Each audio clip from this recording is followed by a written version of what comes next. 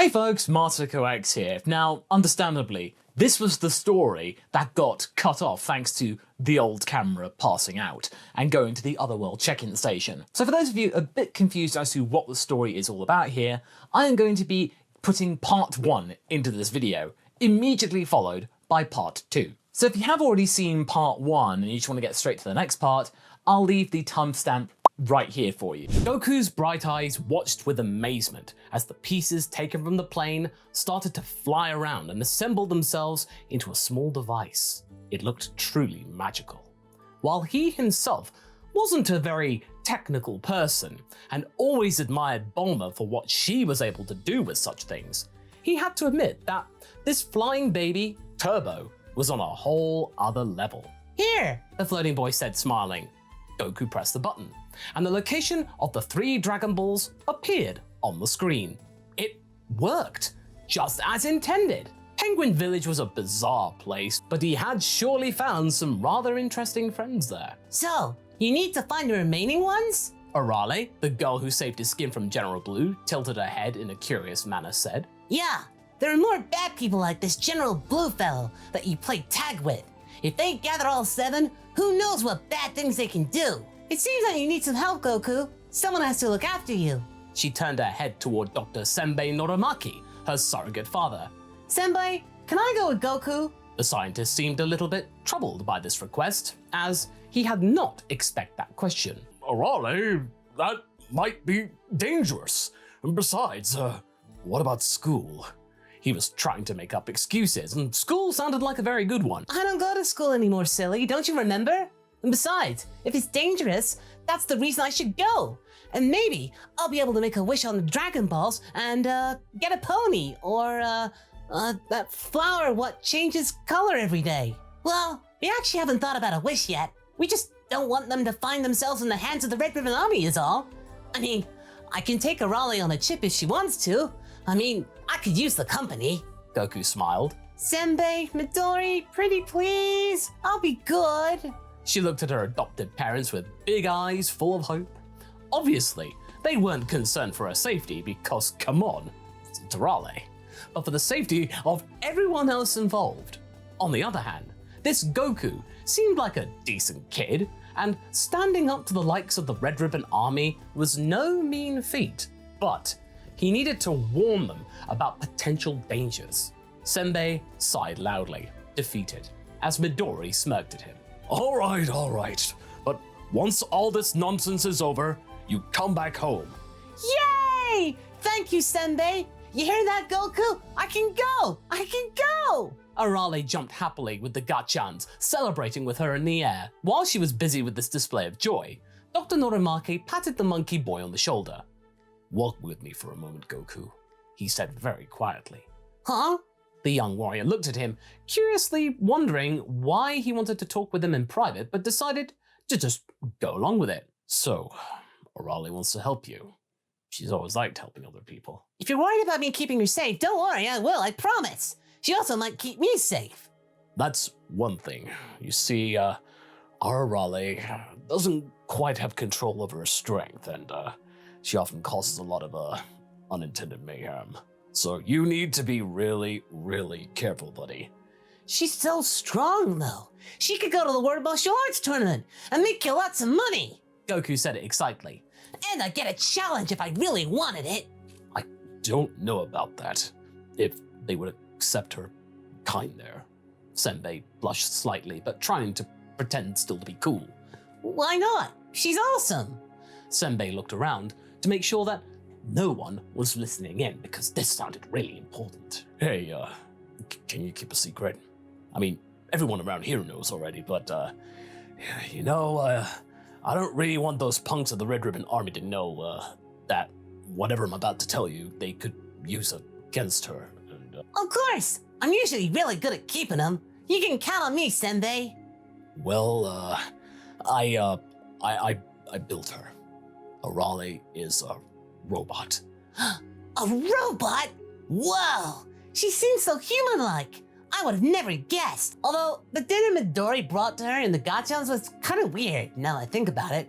That weird drink in a bottle. Gasoline. She needs that to keep her running, you know. So you'll need to take supplies and return here once you run out of it. You might pick up something on the trail, but gas prices these days, they're kinda high. Goku scratched his head. Maybe my friend Bulma will have something for her. You know, she's the one that built the radar. Reese's daughter, eh? Yeah. Leave it to that family to needlessly overcomplicate things. Alright, sure. Senbei sighed, but went serious for another moment.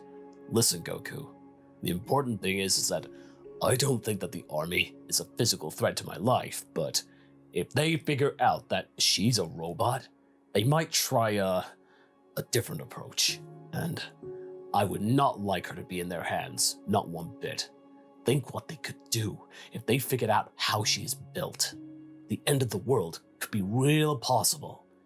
Oh, that sounds scary. The boy agreed. Listen, it's very possible that you'll get bored once you find the next Dragon Ball. Don't take it personally, it's just the way she is. Your cloud thingy seems to be pretty quick, so if that happens, just bring her home, alright? Norimaki gave Goku a stern look to really impress upon that. I promise, we'll keep each other safe. As they turned away, now the Gachans were sad that Arale was leaving them because they would really miss her. So it was a pretty long and drawn out goodbye, but finally, when it was all done, Goku shouted in the sky, Oh, Nimbus! And from the heavens in an almost playful manner, the yellow cloud descended. The inhabitants of Penguin Village were called in to bid them all farewell in the midst of this magic cloud. Arale seemed really excited by this adventure, and once the cloud started to rise, she started to wave back to her friends as they slowly grew smaller and smaller. Goodbye, everyone! I'll be back soon! Maybe with a pony! That'll be cool! The flight took many, many hours, during which Arale excitedly asked Goku many questions, to which Goku didn't really always know the answers, but he tried his best to reply. He had to admit it though, it was nice to have a bit of a traveling companion for this bit. They were on their way to the sacred land of Korin. So who's this Korin, huh? He must be real important since this whole land's named after him. And that volcano's huge! Arale seemed really excited. Yeah, although not as impressive as Fire Mountain. Goku replied, in some sort of one-upmanship. You've been to Fire Mountain? Arale said. I heard something happened with it. Goku was confused. Yeah, well, I guess now it's just a... it's just a mountain. They kept looking and noticed that a volcano had recently erupted. And moreover, there were some Red Ribbon Army vehicles around a small tribal camp nearby. That doesn't look good. Arale, stay close. Goku looked to her as Nimbus started to slowly descend toward the ruckus. Maybe I could play with them and explain why being mean's not right. Goku recalled the explosion of General Blue right up into the sky. Who knows if that man was still alive after all of that? Although this sounded like a solution, he also remembered his promise to Senbei. We'll see, but at first, we're gonna just need to scout around a little bit before we get stuck in. Scout? You mean like camping? Marshmallows or forest songs? No, like checking on the situation. But that's cool too. After we get the Dragon Ball, make sure that everyone's safe. Okay, let's go! As they began to move in, they heard shots. That's not good. Maybe taking Arale with him wasn't such a great idea after all. As they were flying around, they suddenly heard a plea for help. A small plane with the Red Ribbon Army symbol on it was circling around the valley. Piloting it was a tiger-shaped individual who was seemingly holding a small boy as hostage. It was the child who was the source of this noise. Kitty! Arale shouted excitedly. A bad kitty at that! He could drop that poor boy if he's not careful! We gotta do something! Said Goku. As they flew closer, they could see panic in the tiger's eyes. Oh no! Not you!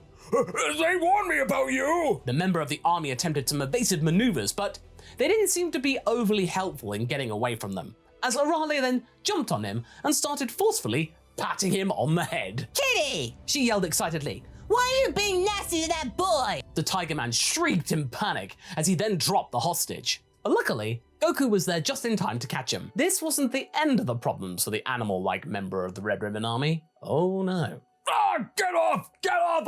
I can't see while I'm flying!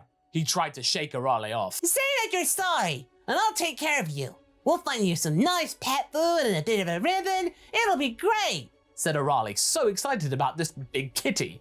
The tiger lost control over the vehicle and started plummeting downward.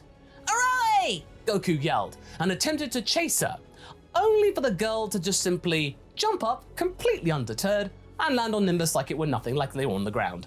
Bye-bye, kitty! Before Kitty could regain control over the vehicle, the vessel had begun to plummet down toward its doom. And then it crashed on the edge of the volcano, leaving a huge crater. Oops. Goku turned pale and looked to Arale, who was laughing and waving. I wouldn't want to get on your bad side, Said Goku. Hey, new friend. My name's Goku, and, this is Arale. We're looking for Dragon Balls. Arale added excitedly. The boy was a little meek, but nevertheless, he seemed to be glad about this rescue. My name's Upa. This Batman was looking for a ball that fell out of the volcano. It had stars on it. Is that what you call a Dragon Ball? Yeah, that's right. Have you seen it? Goku was glad to hear that. Well, my daddy has it. Can you bring me to him? He's right over there. Upa pointed at a kind-looking, hulking man watching everything happening from below. Sure thing, said Goku. And as they landed, they could see that father and son were happy to see each other once more, and they embraced. The older of the tribals, Bora, was very grateful that Goku and Arale had saved Upa, and then of course handed them the Dragon Ball without much questioning. When Goku saw it, his face brightened as it turned out to be the 4-star Dragon Ball. Hey, this one belonged to my grandpa. Your grandpa? So how did it fall into the volcano? Arale said, very confused. Goku then of course had to explain to the three of them the exact mechanisms of the Dragon Balls and how they worked. His robot companion gladly chimed in as she heard parts of the story in Penguin Village from before, and then she could piece it together and come up with her own interpretation. So, can we do that whole scouting thing? She said. You guys have a tent?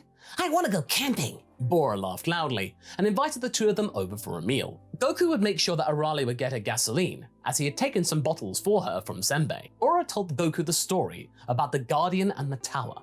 It was kind of impressive, as it seemed to go even higher than the very sky above them. Arale, of course, was super excited, as everything seemed new and fresh to her. On one hand, she had massive knowledge, being able to perfectly identify the fish that her new friends were busy eating. But on the other, she didn't have a particularly full understanding of how dire the present situation was. I wonder where Kitty got to. Well, hope he'll be nice from now on. She was thinking very, very curiously. I think, Goku hesitated for a moment. that he most likely went to the other world. He didn't want to think about it. Other world? Oh, that must be pretty far away. Think he'll be back? I don't think it works that way. Goku was really getting awkward right now. Well, he hasn't at least done anything bad to Upa, right? Goku sighed with a weak smile. He wasn't really used to being the smarter tool in the shed right now. Meanwhile, at Red Ribbon Army Command, General Blue was giving a very hectic report to his Supreme Commander. I may have lost the Dragon Balls, but we have the radar now. You don't understand. There was this girl, and she was really powerful. This girl? Staff Commander Black had shown him blurry footage of Arale camping together with Goku, Bora, and Upa. One of our drones spotted them, right after we lost Yellow's signal. Precisely. Those kids, they're not human. You don't understand. And yet you return without any Dragon Balls. Mercenary Tao, can you come in here for a second? General Blue gasped silently. The infamous assassin had a reputation within the army.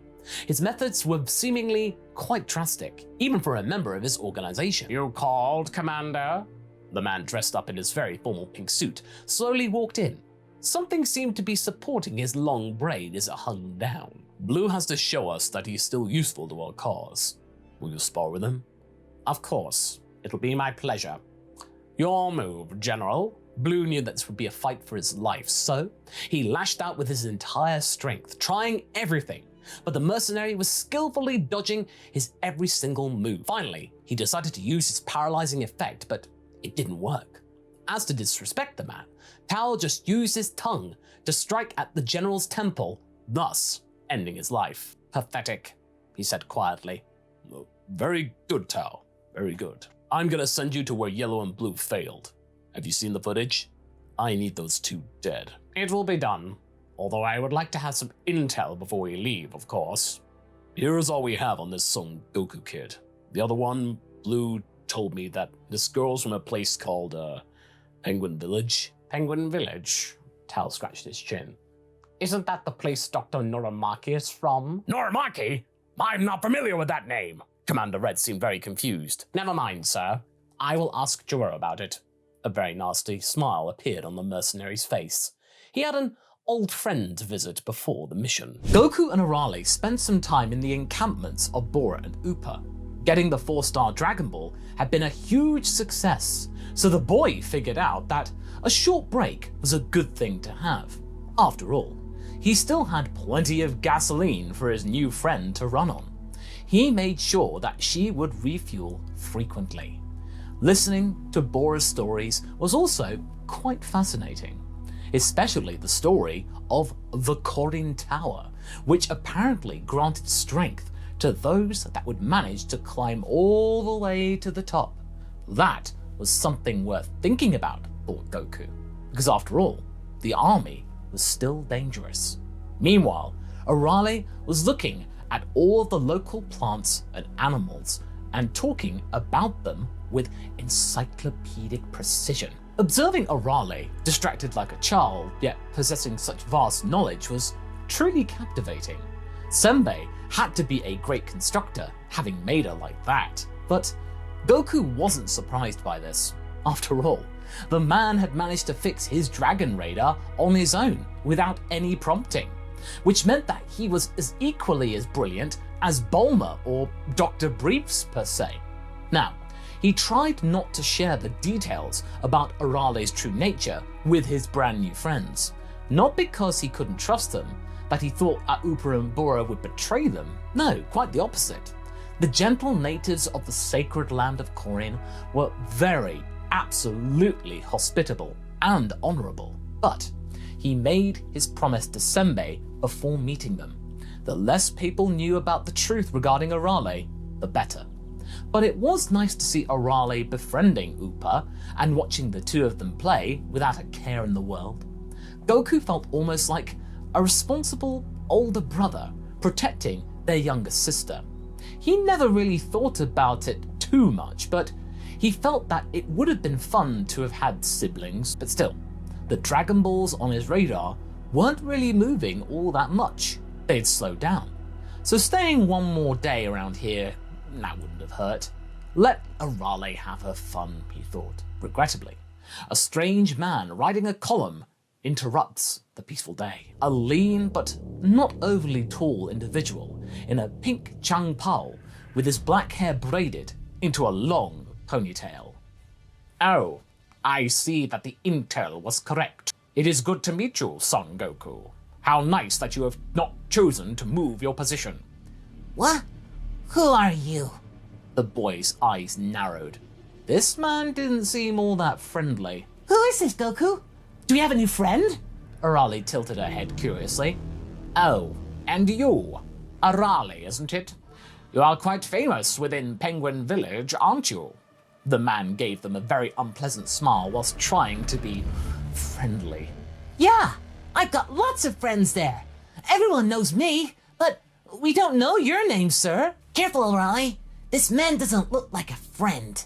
Goku stepped in front of his new friend, whilst Bora grabbed his spear and came closer as well. Well, now, let's not do anything that we could regret later on, shall we? I am known as Mercenary Tao, and I am an assassin. Arale blinked twice, surprised. Wait, according to the word's definition, assassins are paid to kill certain high-value targets, yes. You are a smart young lady. The expression on the android girl's face changed to slight anger. At least as much anger as she could realistically produce for someone so carefree. That's a pretty mean line of work, mister. You better change it, or I'll just have to play tag with you. Let me deal with him. Bora looked at both of them. It is my duty to guard the secret land of Korin. I think I can handle him. Goku was highly alert and getting angry himself. Oh, how cute. All right, show me what you've got then, warrior. With a gesture, Tao invited Bora. As the warrior charged at the assassin with his spear, the shorter of the two men simply caught it. It was very shocking for everyone involved. It was as if Tao suddenly locked the weapon in place, with Bora being unable to move it. The spear itself was longer than the mercenary, and everyone was watching in horror as the massive, bulking warrior could not move an inch. Maybe if I hold it here, it'll be easier. Try it. Tao was toying with his opponent, who now had his trusty weapon trapped in his grasp. The mercenary then picked up the spear with Bora and after a brief moment, tossed him into the sky, much to the horror of Upa. Daddy! The little guy screamed. But meanwhile, Tao quickly calculated the best way to throw the weapon and decided to make it go after its previous owner. That would have been an easy kill. That is had Arale not intervened. The girl jumped, blocking the spear herself. Both Upa and Bora seemed shocked at this rescue, but not Tao. Using the distraction, he made a quick beeline toward Goku and his backpack. He opened it with a quick gesture, revealing the supply of gasoline. The mercenary smirked as he took a match out of his pocket. My, Jiro was right. Such an unrefined and antiquated power source for such a thing of power. Hey, what are you doing? Goku didn't have time to react when Tao disappeared behind him and the match hit the backpack. Panicked, the boy tried to drop all of his belongings, but it was too late. The explosion had thrown him away like a rag doll, with the mercenary nowhere to be seen. Goku! Screamed Arale, running toward him. It appeared that this new adversary might have vanished. The dragon radar had been destroyed, as well as all of their supplies. As for Goku, he was badly burnt. It appeared that the Dragon Balls had vanished as well. This was a disaster, she thought. Oh no! What should I do? What have I got to do? The android girl started to panic. Upa ran toward Bora as soon as he landed safely with his savior. Are you okay, Daddy? I'm fine, son, but Goku. Oh no! How can we help him? Oh, this isn't fun. This is pretty bad. The girl caught her head. Listen, Arale, do you see that high tower over there? The thing you told us about? The one that goes into the sky? The very same, the man nodded. The guardian of this land lives at the top. If anyone can help, it would be him. So all I gotta do is climb to the top with Goku? Yeah, I think I can do that. Despite her strength and power though, this was the first time Arale was genuinely scared, but she knew she couldn't fail her new friend, the one who had put so much faith in her. With the help of Bora and Upa, she quickly managed to safely attach the unconscious Goku to her back, and then she started to climb, or rather, run, on the vertical surface of the pole toward the sky. Usually, Arale was peppy and happy-go-lucky, but this time, she was uncharacteristically serious. Maybe this change of mood was what was holding her back, as she almost fell down a few times. If she were going on her own, that would have also been easier, but she was carrying a badly damaged Goku to boot. It's not like he was heavy or anything, but she had to be really, really careful. Like an injured baby bird that she once saved. The whole journey took her longer than she expected, and she was starting to run low on power.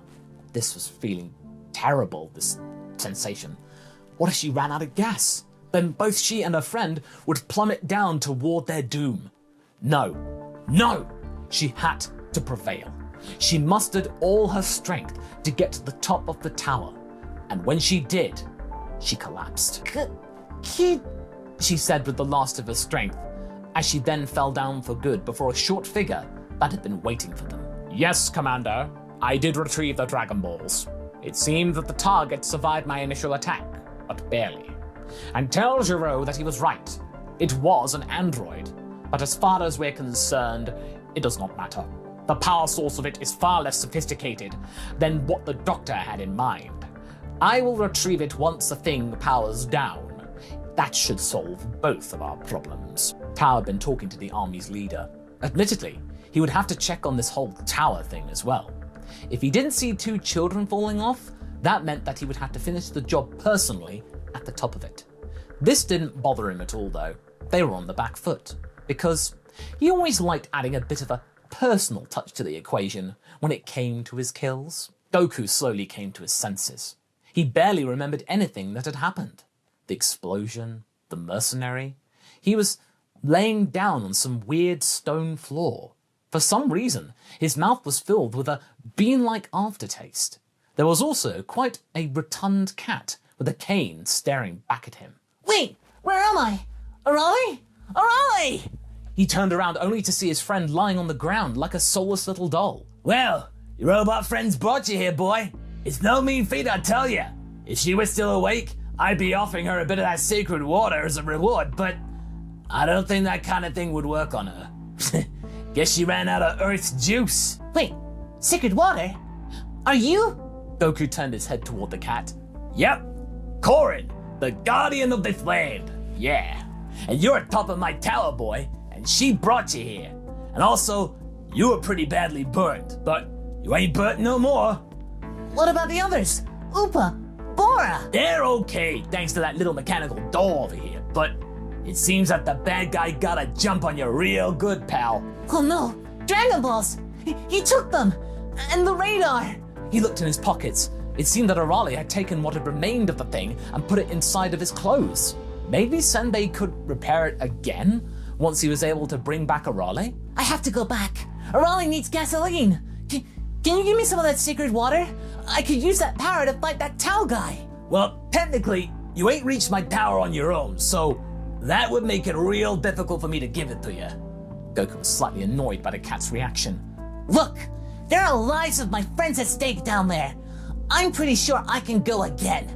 I left Upa and Bora unattended.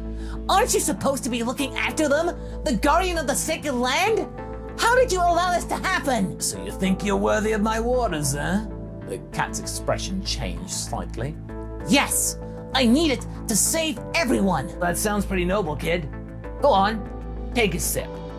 For real? Sure, why not? Korin turned away, pointing at the flask. As Goku started to climb on the ornament housing the bottle, the cat moved quickly, smacking him with his staff and making him fall down. Hey, what's the big idea? You said I could. Yes, you can. Go on. Goku attempted to have another sip of it, trying again. But again, he was thwarted. What are you doing? This ain't a laughing matter. I'm deadly serious, kid. If you want the water, you have to go get it. Get past me. The young boy decided to try one more time and yet failed again. This time, the cat used his staff to hook the bottle. Come on, it's right here. The boy charged upon the opponent, with Korin able to dodge skillfully. He was really angry, the kid. Not only had he put his guard down, which caused his friends to get hurt and become dangerously in peril, but this creature here was toying with him, denying the one thing that could possibly save the day. After many exhausting hours, Goku was incredibly parched. You see, the problem is that you're reacting instead of anticipating my actions. Learn that, and you'll get your water. The whole thing took him 3 exhausting days. Luckily, the cat was at least giving him food and drink along the way, just not the sacred water. Finally, Goku was able to distract Korin with some tickles and capture his staff, as well as the bottle falling from the tower. Look, I got it. Can I drink it now? The boy seemed excited about his success, completely forgetting the days of turmoil behind him. You might not go through the endurance training, but I guess surviving that explosion was no mean feat. As for the second part, well, you know what? Yeah, you earned it. Goku took a quick, long gulp, but nothing happened. Nothing had changed. Korin, I don't feel any different. Well, I mean, you shouldn't after drinking tap water. The cat shrugged, as if it were no biggie. But the sacred water. See, the real prize is all the training and hard work along the way that you and your friend did to get here and get that.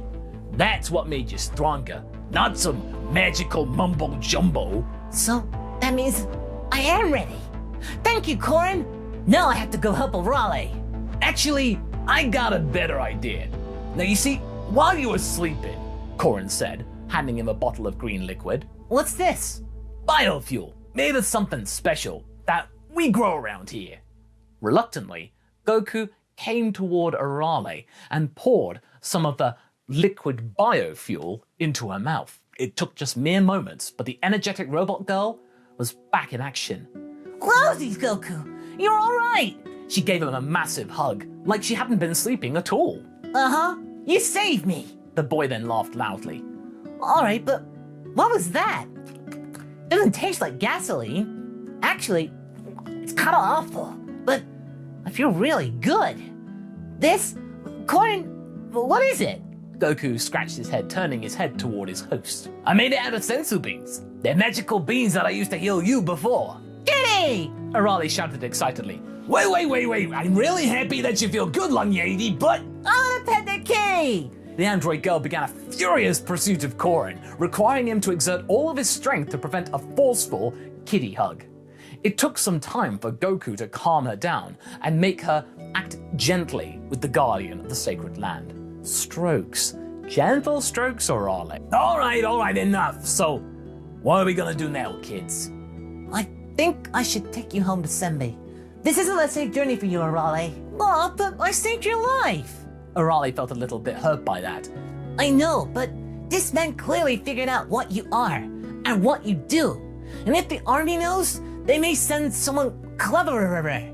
I don't want anyone to hurt you and do bad things to you. At least just deal with the bad assassin first. I want to make sure Burr and Uber are okay. You'll need Senbei's help with the radar anyway. The girl was trying to convince Goku. Fine. After this, I'm taking you home. She made a sad, pouty face, but nodded, slightly defeated. Suddenly, they heard a menacing voice. Oh my dears, you will not have to wait that long for that prospect. It was Tao, shirtless and tired. How did you know we were here? Well, I was surprised to not see two little corpses falling down from here and corrupting the earth with its gore. You are more resilient than I gave you credit for. Well, fat chance, Tao. I'm stronger now. In 3 days? Oh, that's fuck. He wasn't able to finish that sentence as Goku had slammed his fist into the stomach. Ow! Ow! Ow! How? Sacred water from this place. I got it from the Guardian. The boy winked at Arale and Korin. What? The legendary water? I climbed the tower. I demand that water, cat! Well, I be damned. Well, the rules are rules. Here you go, pal. The cat handed the bottle to the mercenary, who drank the entire thing in just one quick sip. Then he returned to the fight with Goku, which he lost quite badly. I don't understand. You had no chance against me! Guess the water ain't everything. Goku smirked. All right, you got me, child. I know when I am beaten. Tao made a deep bow and handed over the Dragon Balls. And now leave and cause no problems with the people of this land. The mercenary smiled, menacingly. Of course not. He walked slowly toward the edge of the tower, leaving a little parting gift, a grenade. After that, he started to quickly climb down. However, this time, Arale moved with super speed, reaching him. Hey, mister, you dropped something. No, don't bring that back! As Tao started to fall from the tower in panic, the explosive followed soon after, and did what it was meant to do. Arale returned to the lookout with a wide smile, leaving both Goku and Korin slightly shocked. Done. So what are we gonna do now? And that's part 2 of the adventures of Goku and Arale. If you enjoyed it, make sure to give it a vote in the upcoming April poll, albeit in September. As a reminder, all 4 stories will have some sort of conclusion, but only one will continue as a longer stories going forward. We hope that you enjoyed this, and that's where we're going to be leaving things for right now. Oh, I miss saying that.